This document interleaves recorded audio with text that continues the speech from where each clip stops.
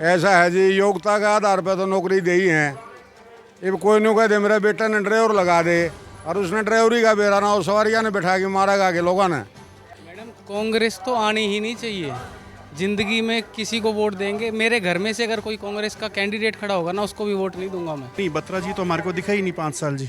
वो तो विधायक बने, उसके बाद हमारे को कभी दिखा ही नहीं। करप्शन घोटालों में थी, हर जगह जो घोटाले घोटाले घोटाले घोटाले, करप्शन सरकार है, ये कुछ नहीं करेगी। हरियाणा विधानसभा चुनाव को लेकर सभी पार्टियां जोरों शोरों से प्रचार प्रसार कर रही है, फिर चाहे वो कांग्रेस हो, बीजेपी हो या आम आदमी पार्टी या फिर कोई और। लेकिन इसी बीच हम हरियाणा के रोहतक में मौजूद हैं और यहाँ पर जानेंगे जनता का मूड कि आखिर किस ओर ज़्यादा रुझान है। क्या नाम है? मेरा नाम जी रमेश शर्मा है। तो जैसे कि इस बार कांग्रेस बोल रही है कि हाथ बदलेगा हालात, और रोहतक में इस बार भी अभी बीजेपी जो हाल विधायक है कांग्रेस विधायक है, तो ऐसे में क्या लगता है कि उनके आने से अभी तक 5 सालों में कोई हालात बदले? ऐसा है जी, एक छोटा सा आप घर ले लो, उसमें भी पिताजी ने संतान अच्छी चाहिए, तो हमें नेता चाहिए काम करने वाला, शरीफ, बढ़िया, ठीक है। वो किसी भी पार्टी से हो, वो पार्टी से मतलब नहीं, लेकिन अच्छा हो। लेकिन मैंने श्री आदरणीय मोदी जी बहुत बढ़िया लग रहे हैं और इसकी पार्टी बहुत बढ़िया लग रही है, क्योंकि अच्छे काम करे हैं।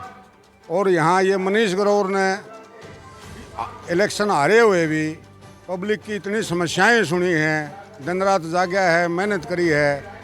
मेरे अपने हिसाब से तो मनीष ग्रोवर बढ़िया, ईमानदार सभी के आदमी हैं, काम करने वाले हैं, मेहनती हैं, इस पे कोई दाग नहीं है किसी प्रकार का। मुझे लगता है कि रोहतक की जनता को इस बार अब जिस चुनावी मुद्दों पर वो वोट देगी, तो ऐसे कौन से मुद्दे हैं? मुद्दे ये है जी, देखो ये 5 फाटक मुक्त कराया है, पार्कों का मतलब बढ़िया काम कराया है, और जो भी काम इसके बस का था वो सारा ही काम कराया है। किसी ने कोई नाट्या नहीं हो, जो इसके बस का था, जो ना बस का हो तो ना बने तो यो के करे। हाँ, ये हम बात। पूरा हरियाणा की बात करें तो हरियाणा में जिस तरीके से अभी जो मुद्दे चल रहे हैं उसमें किसानों का भी बहुत बड़ा मुद्दा है, तो ऐसे में आपको क्या लगता है कि कई ऐसे किसान भी हैं जो अभी भी नाराज़ हैं, तो क्या?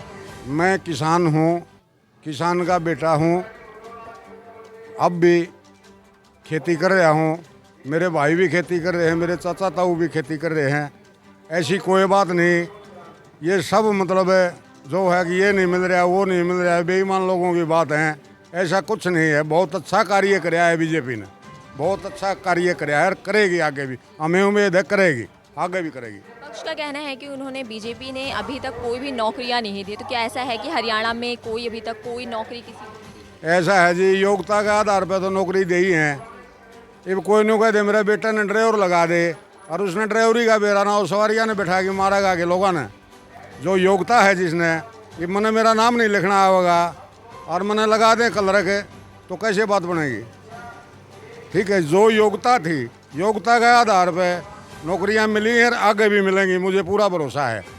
ठीक है, और ये नौकरी देनी ही योग्यता के आधार पर चाहिए जो, और उसी वैसे नौकरी दी जाए तो काम का बेरा नहीं हो और नौकरी दे दी, फिर क्या करें?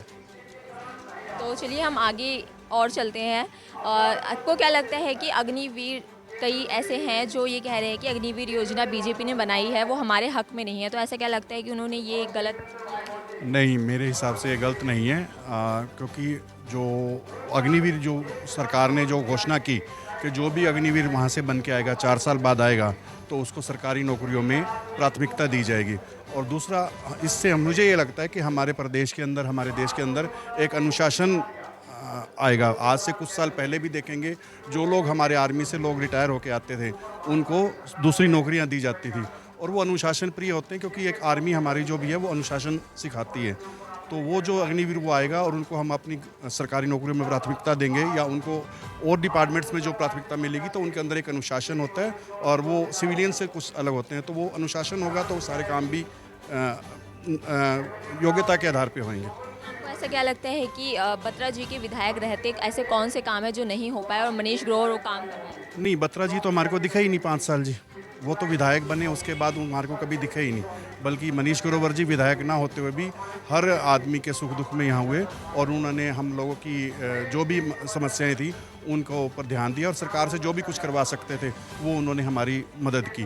जो बत्रा जी तो ये कहते थे कि मेरी चलती नहीं है, अब मेरी सरकार नहीं है तो मैं कुछ इसमें कर नहीं सकता। ये तो क्या लगता है सर, हालात बदलेगा इस बार अगर रोहतक में फिर से आता है? बदलेगा? नहीं बदलेगा। ये तो एक झूठी सरकार है, करप्ट सरकार है, ये बिल्कुल नहीं बदलेगा। ये एक से केवल आश्वासन दे सकते हैं, काम नहीं करते जी। हमने पहले भी देखा, अब भी देख रहे हैं। पीछे जो मनमोहन सिंह सरकार थी, ये क्या था, करप्शन घोटालों में थी। हर जगह जो घोटाले ही घोटाले घोटाले घोटाले, करप्शन सरकार है, ये कुछ नहीं करेगी। रोहतक में बत्रा जी क्या सुविधाएं हैं जो अभी तक नहीं दी? कुछ भी नहीं दे पाए। देखो ये कहते फिरते हैं पानी की समस्या, पानी की समस्या। इन्होंने क्या किया? 5 साल ये रहे हैं शहर में, वही गंदगी है, वही सीवर के पानी फ्लो है, बारिश आती है तो वही पानी खड़ा हो जाता है, गंदा पानी आता है। इन्होंने क्या किया है इसके लिए, जनता के लिए किया क्या है? गर्मियाँ होती हैं तो वो टैंकरों से पानी पहुँचाना पड़ता है। इनके पास 5 साल का समय था, ये सब कुछ कर सकते थे। 25 करोड़ रुपए का फंड आया, क्या उनका क्या यूज़ किया गया? इन्होंने कोई इनसे पूछने वाला नहीं है। जब इनके पास जाते हैं ये हमारी सरकार नहीं है, हमारी सरकार नहीं है, एक बहाना मिला हुआ है काम ना करने का। यानी कि अगर सरकार नहीं है तो अगर इस बार भी अगर वो आ जाते हैं, चलिए बाई चांस, तब फिर भी इनका यही रोना रहेगा कि हमारी सरकार नहीं है जिसकी वजह से हम रोहतक में कोई काम नहीं करवा पाए। बिल्कुल यही रहेगा। 5 साल जैसे पिछले 5 साल में इन्होंने कुछ नहीं किया, आगे 5 साल ये ऊपर मोदी सरकार ये कहेंगे जी हमें तो फंड नहीं मिलते, हमारी पावर नहीं है, कोई काम नहीं करेंगे, वही बहाना बनाते रहेंगे और 5 साल गुजर जाएंगे। काम कुम इन्होंने कुछ नहीं करने, आश्वासन देने हैं, आश्वासन से पेट ना भरता है ना भरा है। तो आप किस मुख्य मुद्दों पर इस बार वोट देंगे? विकास के मुद्दों पे विकास कौन कर रहा है? विकास जो है मनीष ग्रोवर करवाए हैं और मनीष ग्रोवर ही करवाएंगे। और रेलवे एलिवेटेड जो है अपने भारत का सबसे पहला इतना लंबा रेलवे एलिवेटेड पुल बना और ये किला मार्केट का हमारा जो है एलिवेटेड 2 किलोमीटर का बना कि जो कि पूरे रोहतक का जाम मुक्त मनीष ग्रोवर ने किया और 5 साल सत्ता में न रहते हुए भी काम किए। बीबी बत्रा जो है विधायक जो है यहाँ के रोहतक से विधायक होते हुए भी पब्लिक उनके पास गए, जनता उनके पास जा रही, कह रहे हैं कि हमारी तो चलती नहीं, हमारी चलती नहीं, हम सत्ता में नहीं, हमारी चलती नहीं। तो मुद्दे तो कई चीज़ मुद्दे बनते हैं, रोड का, लोगों की समस्याओं का। जो आदमी जो है लोगों की समस्या सुनता है और तो आदमी तो उसी को चुनेगा। अगर वो सब लोगों की समस्या सुनता है तो पब्लिक उसको चुनती है। तो लोग विकास का भी मुद्दा है। और ये देखिए आप गली देखिए, जो है गली अच्छी है, जो है पानी अच्छा है, सब कुछ अच्छा है। और मनीष ग्रोवर इतने बढ़िया, इतने मिलनसार व्यक्ति हैं कि शायद कोई भी व्यक्ति ऐसा मिलता हो। पिछली बार क्या कमी ऐसी रह गई थी कि मनीष ग्रोवर नहीं आ पाए थे? देखो मनीष ग्रोवर के ना आने का कारण तो कुछ उनकी भी कमियां होगी, कुछ पब्लिक जो है उन्हें वो कर रही है। अब हर व्यक्ति को जो है नौकरी तो दे नहीं सकते। किसी भी विधायक, किसी भी सांसद, किसी भी मंत्री के हाथ में नौकरी नहीं है। नौकरी तो गवर्नमेंट निकालेगी और आयोग निकालेगी तभी नौकरी है। लोगों का मतलब क्या है कि मनीष जी हम मनीष जी को बना दिए तो हमें मनीष जी नौकरी दे देंगे। मनीष जी कहाँ से नौकरी देंगे? तो क्या है कि कई चीज़ समस्याएं होती है, जो लोगों की छोटी छोटी समस्याएं कि अब मनीष जी मेरा काम नहीं किया, मनीष जी मेरा नहीं काम किया, क्योंकि मनीष जी ऐसे व्यक्ति हैं कभी किसी को मना नहीं करते। जैसे कि कांग्रेस है, यहाँ की विधायक कांग्रेस से हैं, तो क्या लगता है कि उनके रहते हुए रोहतक में विकास होगा? नहीं मैडम, ऐसे है, आधे से ज़्यादा लोगों को तो आज तक यही नहीं पता चला कि फ़िलहाल जो पिछले साल जो 5 साल जा चुके हैं उसमें विधायक बीबी बत्रा जी रह चुके हैं।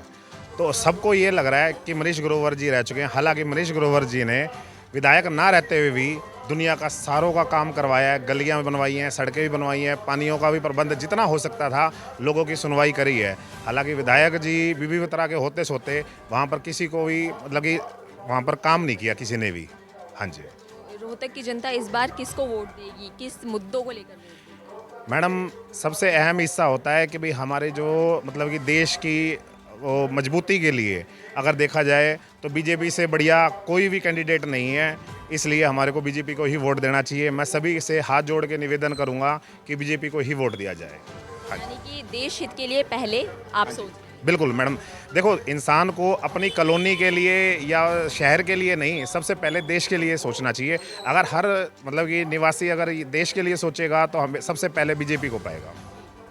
लेकिन वहीं पे विपक्ष अभी जैसे कि कांग्रेस की हम बात करें तो कांग्रेस इस बार ये कह के आ रही है कि हालात बदलेगा, तो क्या लगता है कि हालात बदलेंगे? मैडम पिछली बार जितना भी मतलब कि कांग्रेस रही है उस टाइम पे तो हालात कभी ज़िंदगी में बदले नहीं। अब कौन सा बदल लेगा?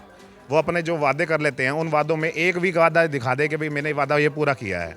कांग्रेस के आने से हालात बदलेंगे, क्योंकि अभी जो हाल ही में विधायक हैं यहाँ से रोहतक से कांग्रेस के ही हैं, तो अगर मैडम कांग्रेस तो आनी ही नहीं चाहिए। ज़िंदगी में किसी को वोट देंगे, मेरे घर में से अगर कोई कांग्रेस का कैंडिडेट खड़ा होगा ना उसको भी वोट नहीं दूंगा मैं। ये हालत है कांग्रेस ने हमारी पिछले 70 सालों में कर रखी है। कांग्रेस तो ज़मीन में ही धंस जाएगी, उसको वोट देना ही नहीं है। कैंडिडेट से कोई इतना नहीं है, चाहे कोई कैंडिडेट है, लेकिन कांग्रेस नहीं। कांग्रेस ऐसा क्या कारण है कि कांग्रेस अभी पीछे बहुत अच्छी स्टेटमेंट दी थी राहुल गांधी जी ने, हिंदू हिंसक है। बताओ कौन सा हिंदू हिंसक है? पीछे जो बैठे थे हमारे कांग्रेस वाले, किसी ने जवाब भी नहीं दिया, बैठ के ताली बजा रहे थे। तो ऐसी तो आज तक हमारे को हिंदू को तो एक तरफा दबाया गया है, और बाकी मैं स्टेटमेंट कि हिंदुत्व की रक्षा कौन कर सकता है? मोदी, डेफिनेटली मोदी जी के अलावा कोई नहीं है। तो देखा आपने, ये थी रोहतक की जनता की राय। तो ये आने वाले चुनाव में पता चलेगा कि आखिर रोहतक की जनता किसे चुनकर आती है।